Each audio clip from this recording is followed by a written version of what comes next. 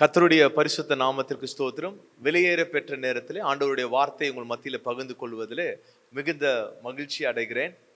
இன்றைக்கு செய்தியின் தலைப்பு இருளை வெளிச்சமாக்குவார். அதற்கு மையமாக ஒரு வசனத்தை நாம் எடுத்து தியானிப்போம்.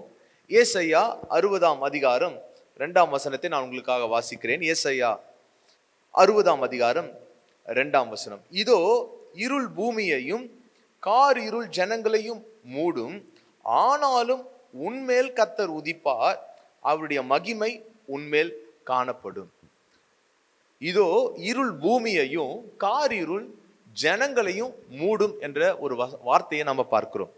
இந்த இருள் என்பதை குறித்து அதிகமான ஒரு எக்ஸ்பிளனேஷன் நமக்கு தேவையில்லை. இந்த இருள் என்றால் எல்லாருக்குமே தெரியும். இங்கிலீஷ்ல டார்க்னஸ் அப்படின்னு சொல்லுவாங்க. இந்த டார்க்னஸ் எப்போ நம்மளுடைய வாழ்க்கையிலிருந்து நீங்கும் அப்படின்னு பார்த்தீங்கன்னா, உலக பிரகாரமாக நம்ம பார்க்கும் பொழுது ஒரு இருட்டாக இருக்கிற வீட்டில் இருக்கும் பொழுது நாம லைட் போகும்பொழுது அது வெளிச்சமாக மாறும். தெருவில் நம்ம போகும்போது ஒரு டார்ச் லைட் யூஸ் பண்றோம், இல்லை வீட்டில் கேண்டில் யூஸ் பண்ணும் பொழுது அந்த இடம் இருளா இருக்கிற இடம் அது வெளிச்சமாக மாறுகிறது. இப்போ கர்த்தர் இன்றைக்கு சொல்லுகிறார், கர்த்தர் உங்கள் மேல அவர் உதிப்பார் அப்படின்னு சொல்றார். கர்த்தருடைய மகிமை உங்க மேல வெளிப்படும் அப்படின்றது.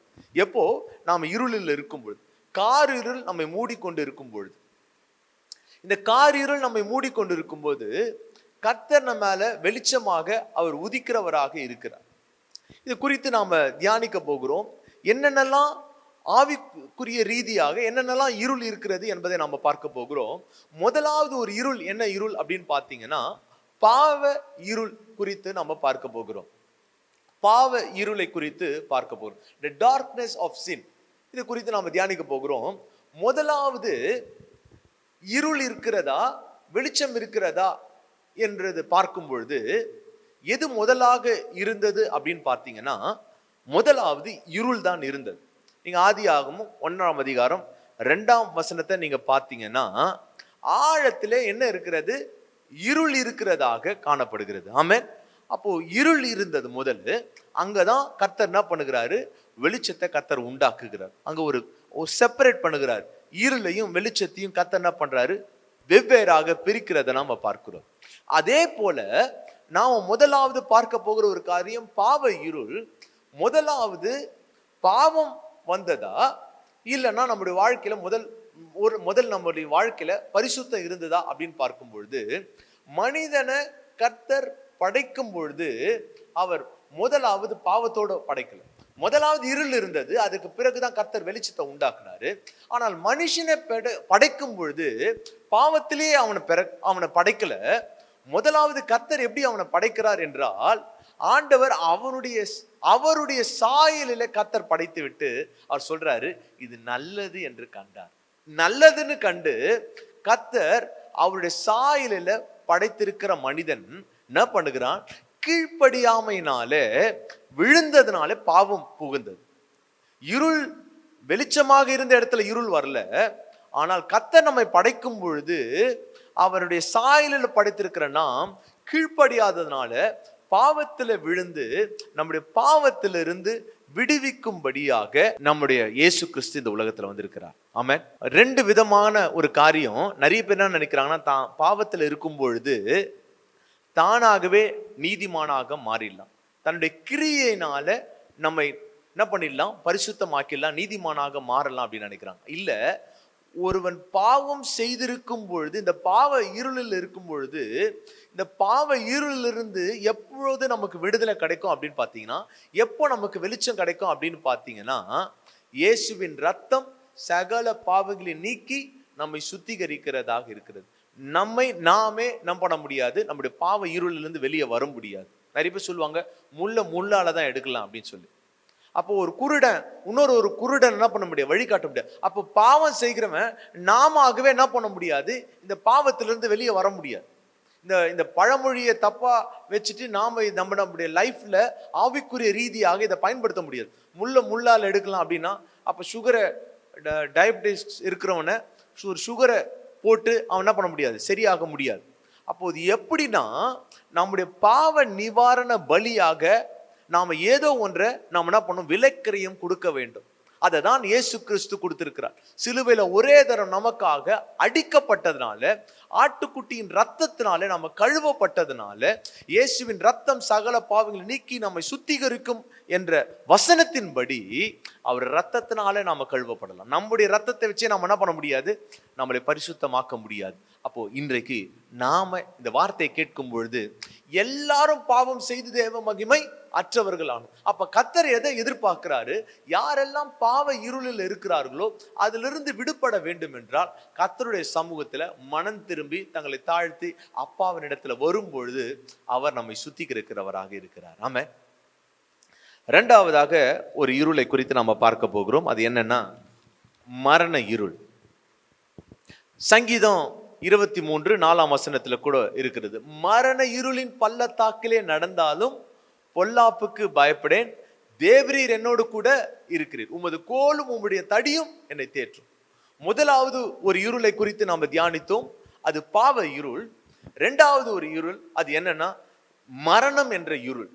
வியாதியின் நிமித்தம், மரண படுக்கையின் நிமித்தம் ஒரு இருள் ஒரு சிலருக்கு இந்த நேரத்துல இருக்கலாம். ஆனால் கர்த்தர் சொல்லுகிறார், இந்த மரண இருளின் பள்ளத்தாக்கிலிருந்து கர்த்தர் நம்மை விடுவிக்க வல்லவராக இருக்கிறார். நீங்க வீட்டுல நீங்க தியானித்து பார்க்கலாம். ஏசாயா 38:1-5 வரைக்கும் நீங்க தியானித்து பார்த்தால், அதை வாசித்து பார்க்கும் பொழுது அது உங்களுக்கு தெரியும். ஒரு எசேக்கியா என்ற ஒரு ராஜா இருந்தார். அவர் வியாதிப்பட்டு கிடக்கும் பொழுது ஏசாயா தீர்க்கதரிசி சொல்றாரு, உன் வீட்டு காரியத்தெல்லாம் ஒழுங்குபடுத்து, நீ மரித்து போக போற, நீ செத்து போக போறன்னு ஒரு ராஜாவை பார்த்து ஏசாயா தீர்க்கதரிசி சொல்றார். நல்லா பாருங்க. அதுக்கு பிறகு பாத்தீங்கன்னா அந்த ஏசாயா 38:3 நான் வாசிக்கிறேன், நேரம் இல்லாதனால. ஆ கர்த்தாவே, நான் உமக்கு முன்பாக உண்மையும் மன உத்தமாய் நடந்து உமது பார்வைக்கு நலமானதை செய்தேன் என்பதை நினைத்தருளும் என்று விண்ணப்பம் பண்ணி எசேக்கியா மிகவும் அழுதான். இந்த இடத்துல பாத்தீங்கன்னா அவரை குறித்து எப்படி சொல்லுகிறான்? நான் உண்மையாக இருக்கிறேன், மன உத்தமா இருக்கிறேன், நலமானதை செய்கிறேன். 3 காரியம். நிறைய பேர் என்ன நினைக்கிறோம், இந்த மரண இருள், வியாதி இருள் ஏதனால வந்தது, உடனே நம்ம ஒரு டேக் பண்ணிடும். இவங்க வாழ்க்கையில இவங்க இப்படி இருந்தாங்க, இவங்க மோசமானவங்க, அதனாலதான் இவங்களுக்கு கர்த்தர் அடிச்சார். இங்க எசேக்கியா ராஜா சொல்றாரு, நான் உண்மையா இருந்தேன், மன உத்தமா இருந்தேன், நலமானதை செய்து கொண்டிருந்தேன். நேர்மையாக இருக்கிற ஒரு எசேக்கியா ராஜாவுடைய வாழ்க்கையில வியாதி வந்தது. அப்போ தேவ பிள்ளைகளுக்கு பாடுகள் வரலாம், சோதனைகள் வரலாம், நெருக்கங்கள் வரலாம், கஷ்டங்கள் வரலாம், வியாதி கூட வரலாம். அதான் பவுல் சொல்லுகிறாரு, எனக்கு ஒரு முள் இருந்தது, அந்த முள்ளை எடுக்கும்படி 3 தரம் ஆண்டவரை நோக்கி பார்க்கிறத நம்ம பார்க்கிறோம். அப்போது மரண இருள், வியாதி இருள் தேவ பிள்ளைகளுக்கும் வரலாம். ஆனால் அதை நம்ம எப்படி கையாள போகிறோம் என்பதுதான் மிக முக்கியம்.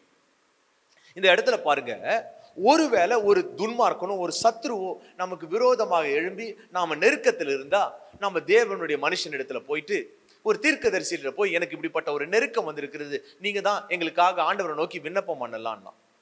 ஆனால் இப்ப யாரு செத்து போவான்னு சொல்லியிருக்கிறாருன்னா, ஒரு ஏசாயா தீர்க்கதரிசி, ஒரு தேவ பிள்ளை வந்து எசேக்கியா ராஜாவின் இடத்த சொல்றான், நீ செத்து போக போற. இப்ப யார் இடத்துல போக முடியும்? செவர்பரமாக திரும்பி கொண்டு எசேக்கியா என்ன பண்ணுகிறான்? கர்த்தரை நோக்கி விண்ணப்பம் பண்ணி அழுகிறதை நம்ம பார்க்கிறோம். அப்ப நம்முடைய நெருக்கத்துல, நம்முடைய வேதனையில ஒரு சொல்யூஷன் இருக்கிறது. நாம எப்படி இதை மேற்கொள்ளலாம் அப்படின்னு பாத்தீங்கன்னா, நாம ஆண்டவரை நோக்கி விண்ணப்பம் பண்ணும் பொழுது, ஆண்டவரை நோக்கி நாம கண்ணீர் சிந்தும் பொழுது, அவர் நம்முடைய விண்ணப்பத்தின் சத்தத்தை கேட்கிறவரா இருக்கிறார். அதான் மறுபடியும் யாரு செத்து போவேன்னு சொன்னாரோ அந்த பிரேயருக்கு ஒரு இருக்கிற வல்லமையை பாருங்க. அதே ஏசாயா தீர்க்கதரிசி மறுபடியும் வந்து சொல்லுகிறாரு, கர்த்தர் உன் விண்ணப்பத்தின் சத்தத்தை கேட்டாரு, உன் அழுகையை கண்டாரு, உன்னுடைய நாட்களில் 15 வருஷத்தை கர்த்தர் கூட்டுகிறார். ஏனென்றால் அவருடைய நாமம் சாதாரண நாமம் அல்ல. அவரை நோக்கி பார்க்கும் பொழுது அவர் நம்மை விடுதலையாக்குகிறவரா இருக்கிறாரு. அவர் இயேசு என்ற நாமமே அல்லாமல் வேற ஒரு நாமம் நமக்கு இல்லை. அதுதான் நம்ம ரட்சிக்கிறதாக இருக்கிறது. அவருடைய நாமம் இருக்கிறது, அது ஏகோவா ரஃபா. ஏகோவா ரஃபா என்றால் சுகம் தருகிறவராக இருக்கிறார்.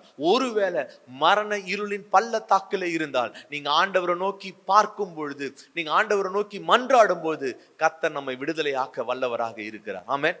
கடைசியாக ஒரு இருளை குறித்து நாம தியானித்து நம்ம முடிக்கலாம். எபேசியர் 4ஆம் அதிகாரம் 18ஆம் வசனத்தை நான் உங்களுக்காக வாசிக்கிறேன். அவர்கள் புத்தியில் அந்தகாரப்பட்டு தங்கள் இருதய கடினத்தினால் தங்களில் இருக்கும் அறியாமையினாலே தேவனுடைய ஜீவனுக்கு அந்நியராய் இருந்து. அறியாமையினாலே முதலாவது பாவ இருள், இரண்டாவது மரண இருள், மூன்றாவது அறியாமை என்ற இருள். அநேகர் நல்லா படிச்சிருப்பாங்க, ஆனால் சத்தியம் தெரியாது. சத்தியம்னா நான் கையை வச்சு சத்தியம் போறது, உண்மையை பேசுறேன் இல்ல. இது சத்தியம்னா ட்ரூத், உண்மையை பேசுறது. எது உண்மை அப்படின்னு பாத்தீங்கன்னா கர்த்தர் சொல்றாரு, அதுதான் 100% உண்மையாக இருக்கிறது. இந்த அறியாமை என்ற இருள நிறைய மக்கள் இருக்கிறாங்க. ஒரு பாட்டி பாத்தீங்கன்னா ரட்சிக்கப்பட்டு ஆண்டவருக்குள்ள மரிக்கிறத நாம பார்க்கிறோம். அதான் பாக்கியவான் யாருன்னு அப்படின்னு பாத்தீங்கன்னா, ஒருவன் கிறிஸ்துவுக்குள் மரித்தால் முதலாவது அவன் என்ன பண்ணுகிறான், எழுந்துக்கிறவனா இருப்பான். ஆண்டவருடைய வருகையில நாம் அவரை சந்திப்பதற்கு நமக்கு முதலாவது தேவையானது, விலையேற பெற்றது என்னன்னா ரட்சிப்பு. ஒருவேளை உங்களுக்கு இந்த உலகத்துல ஒரு நல்ல வீடு இல்லாம இருக்கலாம், ஒரு வசதி இல்லாம இருக்கலாம், ஒரு படிப்பு இல்லாமல் இருக்கலாம். ஆனால் நமக்கு தேவையானது ஒன்று. அது என்னன்னா, நமக்கு தேவையானது அந்த ரட்சிப்பு. இந்த அறியாமை என்ற இருள ஒருவேளை நீங்க கேட்டுக்கொண்டிருந்தால், உலகத்தில் இருக்கிற நிறைய காரியத்தை கேட்டா தெரியும்.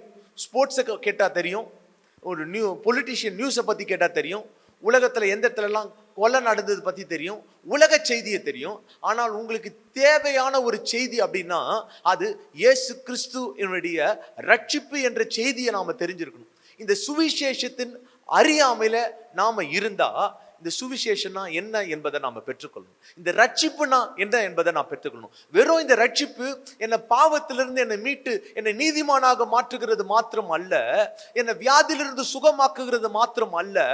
இந்த ரட்சிப்பு என்னை எங்க கொண்டு போகிறது என்றால், நித்தியமாக அந்த நித்திய ஜீவனுக்கு தேவையாக இந்த ரட்சிப்பு இருக்கிறது. ஒருவேளை இந்த அறியாமை என்ற இருளில இந்த செய்தியை நீங்க கேட்டுக்கொண்டிருந்தால், கர்த்தர் உங்களை பார்த்து சொல்லுகிறாரு, அவர் சத்தியமாக இருக்கிறார். எனக்கு வெறும் வார்த்தையை தெரிஞ்சா போதாது. சத்தியம்னா நான் மறுபடியும் சொல்றேன், நம்ம ஒருத்தர்கிட்ட போட்டு ப்ராமிஸா நான் சொல்றேன் அப்படின்றது இல்ல. ட்ரூத், உண்மை. வெறும் இந்த வார்த்தையை மட்டும், இந்த உண்மையை மட்டும் நான் தெரிஞ்சிருக்கிறதுனால மட்டும் அல்ல, அவரே சத்தியமாக இருக்கிறார். ஏன்னா வசனம் தான் சொல்லிருக்கு, நானே வழியும் நானே சத்தியமாக இருக்கிறேன். அவர் தான் சத்தியமாக இருக்கிறார். ஆமென். அப்ப ஏன்னா அவர், அந்த இயேசு கிறிஸ்து, அவர் சத்திய ஆவியாக இருக்கிறாரு, அவரே சத்தியமாக இருக்கிறார். அந்த இயேசுவை பார்த்து நீங்க கேளுங்க, அப்பா என் சின்ன உள்ளத்துல வாங்கப்பா, அறியாமை என்ற இருளில் இருக்கிறேன், ஆனால் என்னுடைய வாழ்க்கையில நீங்க தான் என்னுடைய நித்திய ஜீவனுக்கு, அந்த பரலோக ராஜ்யத்துக்கு வழி என்பதை நான் இன்றைக்கு அறிந்து கொள்ளுகிறேன் அப்படின்னா, உங்க கல்லான இருதயத்தை ஆண்டவருக்கு ஒப்பு கொடுங்க. ஆண்டவரே என் இருதயத்துல வாங்கப்பா அப்படின்னு சொல்லும் பொழுது, நீங்க இல்லைன்னா எனக்கு ரட்சிப்பு இல்லை, நீங்க இல்லைன்னா அந்த பரலோக ராஜ்யம் இல்லை. உங்களுடைய சமூகத்துல நான் வரும்பொழுது நான் ஆக்கினைக்குள்ளாக தீர்க்கப்படாதபடிக்கு நித்தியமாக உங்களுடைய சமூகத்துல நான் இருப்பதற்கு என்னை நான் ஒப்பு கொடுக்கிறேன் ஆண்டவரே அப்படின்னு சொல்லும் பொழுது, ஆண்டவர் உங்களை நிச்சயமாகவே இந்த அறியாமை இருளிலிருந்து கர்த்தர் விடுவிக்க வல்லவரா இருக்கிறார். கண்களை மூடி நாம் எல்லாரும் ஜெபிக்கலாமா? நீங்க எல்லாரும் கர்த்தரை நோக்கி நீங்க ஜெபம் பண்ணுங்க. கர்த்தரை நோக்கி நீங்க ஜெபம் பண்ணுங்க. ஒருவேளை நீங்க பாவ இருளில் இருந்தா, நீங்களே இந்த பாவத்திலிருந்து நீங்க மீண்டு வர முடியாது. இதற்கு விலைக்கிரயமாக கொடுக்கப்பட்ட இயேசுவின் ரத்தத்தினால நான் கழுவப்படும். நீங்க ஆண்டவருடைய சமூகத்துல வந்து உங்களை மனம் திரும்பி அப்பாவை நோக்கி பார்க்கும்போது, அவர் உங்க பாவ இருளிலிருந்து விடுவிக்கிற வல்லவரா இருக்கிறார். ஒருவேளை வியாதியோடு இருந்தா அவருடைய தழும்புகளால நம்மை சுகமாக்க வல்லவரா இருக்கிறாரு. அவருடைய நாமம் அற்புதமுள்ள நாமம், அது அதிசயங்களை செய்கிற நாமம்.